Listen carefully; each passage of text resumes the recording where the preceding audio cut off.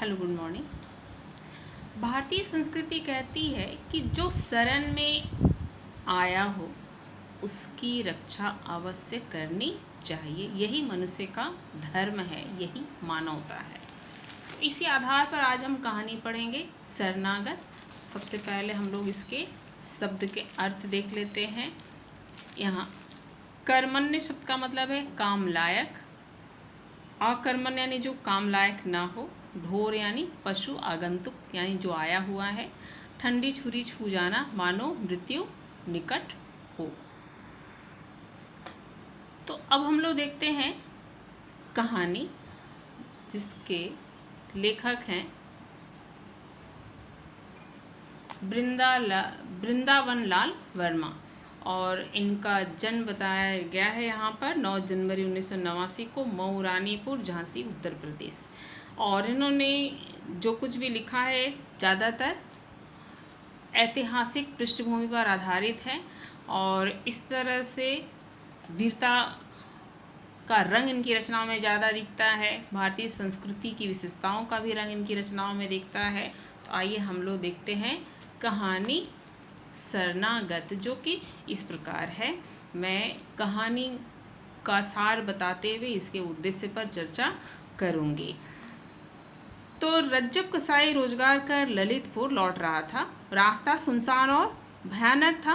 पत्नी बुखार से पीड़ित थी। पास में अधिक रकम था। बैलगाड़ी पर अधिक रकम खर्च करना नहीं चाहता था। वो सोचता है कि मणपुरा नामक एक गांव में शरण ले ले, लेकिन उसे में कोई शरण नहीं देता है। बताया गया है कि उसके व्यवहारियों ने रात भर के बसेरे के लायक स्थान की याचना की, पर किसी ने मंजूर नहीं किया। व्यवहारी यानी उसने यहाँ जैसा कि कर्मण्य अकर्मण्य ढोर की बात की जा रही है, किस तरह से जीवित मृत पशुओं वो उस गांव में अनेक लोगों से खरीदा था अपने धंधे के हिसाब से। चूँकि उसका धंधा बड़ा ही क्या है, खोटा है, यानी निम्न स्तर का है। जानवर को काटना, उसकी चमड़ी इत्यादि बेचना, इसलिए लोग उसके प्रति रखते हैं, एक भेदभाव की भावना रखते हैं। यानी जान पहचान है भी तो कोई उसे जाहिर नहीं करना चाहता है कि उससे मेरी जान पहचान है। इस तरह से कोई उसे शरण नहीं देता। अंत में वो गांव के एक ठाकुर के पास गया जो गरीब था, किंतु पूर्वजों का बड़ा मान था और आज भी लोग उसे राजा साहब कहते थे। तो जब वो उसके यहाँ शरण मांगने गया है, ज्वरग्रस्त, यहाँ शब्द उसकी पत्नी ज्वरग्रस्त थी यानी बुखार से पीड़ित थी। तो जब शरण मांगने गया तो वो भी उसकी जाति सुनकर बहुत क्रोधित हुआ और उसने गुस्से में पूछा कि यह किसका घर है, यहाँ आने तक हिम्मत कैसे की तूने, यानी कसाई होकर मेरे यहाँ तूने आश्रय मांगने की कोशिश कैसे की। लेकिन उसने बड़े आशा भरे स्वर में कहा कि राजा का घर, इसलिए शरण में आया हूँ। तो इस तरह से उसकी विनती सुनकर राजा शब्द सुनते ही उसके अंदर की कठोरता गायब हो जाती है और एक राजा की भांति उदार होकर कि जैसे एक प्रजा की रक्षा करनी चाहिए, इस तरह से वह उसे शरण दे देता है। और उसके घर में एक कोने में वो पड़ा रहता है। पत्नी बीमार थी। ठाकुर उसके स्वागत ये भी दर्शाया जा रहा है कि उसने कहा कि अगर अपना चिलम लिए हो तो लो ये तम्बाकू पी लो। तो कहीं ना कहीं एक स्वागत वाली बात भी हो रही है कि अगर हमारे घर आया है तो उसे उसका आम तरह से जो साधारण तौर पे जो स्वागत होता वो होना चाहिए। और उसे वो जानकारी लेता है वो कौन है, रज्जब है कसाई। उसने बताया उसका पेशा क्या है। उसने कहा कि यह पेशा बहुत खोटा है, फिर भी चूँकि उसके लिए यही रोज़गार है, भगवान ने उसे ये रोज़गार दिया है तो उसे करना है। ये बातें होती है। कहानी में आगे जाहिर हुआ है कि उसे कुछ लोग मिलने के लिए आते हैं। किससे? ठाकुर साहब से। और उन्होंने कहा दाऊ जी आज तो खाली हाथ लौटा, कल संध्या का शगुन बैठा है। जो बातचीत होती है उससे जाहिर होता है कि वह लुटेरे थे और एक कसाई के आने की सूचना मिली थी जिसके पास बहुत धन था, उसे वो लूटना चाहते थे, किंतु वो बच निकलता है। और ठाकुर को भी उनसे बातचीत करते हुए ज्ञात हो जाता है कि यह उसी कसाई के बारे में बात कर रहे हैं, यानी रज्जब के बारे में।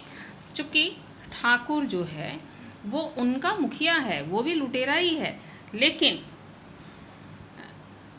जब वो ये देखता है, उसके अंदर ये भावना जगती है कि वो तो हमारे यहाँ शरण लेने आया है, तो उसके बारे में वो बिल्कुल छिपा लेता है, बताना है नहीं चाहता है, या फिर उसने ज़रा सा भी ये महसूस नहीं होने दिया कि रजब कसाई उसी के यहाँ छिपा हुआ है।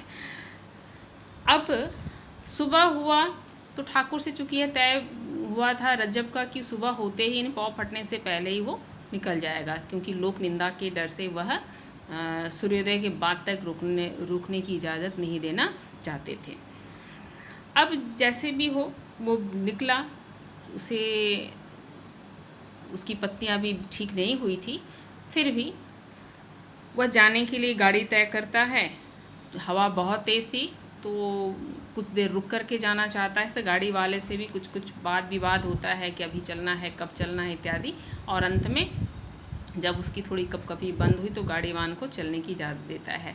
रास्ते में गाड़ी वाले से भी बहुत तर्क वितर्क होता है और गाड़ी आगे बढ़ती है। कहानी में मूल यह है कि जब वह कुछ आगे बढ़ते हैं और रात का अंधेरा होने लगता है तो कुछ लोग उसकी गाड़ी को घेर लेते हैं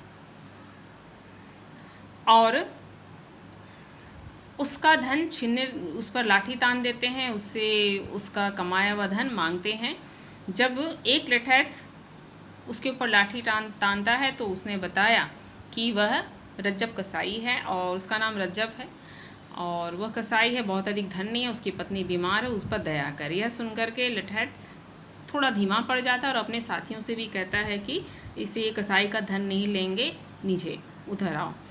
लेकिन उसके साथी नहीं मानते हैं।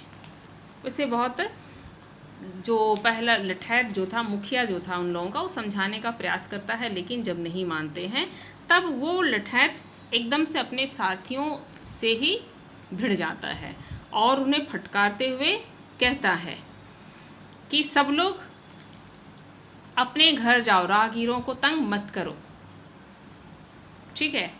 और यहाँ एक जिक्र यह भी हुआ है कि वो कहता है कि वह मेरी शरण में आया था। तो कहानी का मूल भाव यह है कि ठाकुर एक गरीब है, गरीबी से भिड़ने के संघर्ष करने के लिए या गरीबी से उबरने के लिए लूट हत्या का भी धंधा करता है, लेकिन वहाँ बार बार वह रज्जब को बचाने का प्रयास कर रहा है क्योंकि वह उसके शरण में आया है। देखिए कहानी के अंत में उसने कहा भी है कि मैं अकेले ही बहुत कर गुजरता हूँ, परंतु बुंदेला शरणागत के साथ घात नहीं करता, इस बात को गांठ मान ले। उसके मित्र कहते हैं कि आगे से कभी आपके साथ ना होगा, यानी उसका साथ छोड़ देते हैं। लेकिन फिर भी जो बुंदेला है, यानी बुंदेला कौन था? ठाकुर था।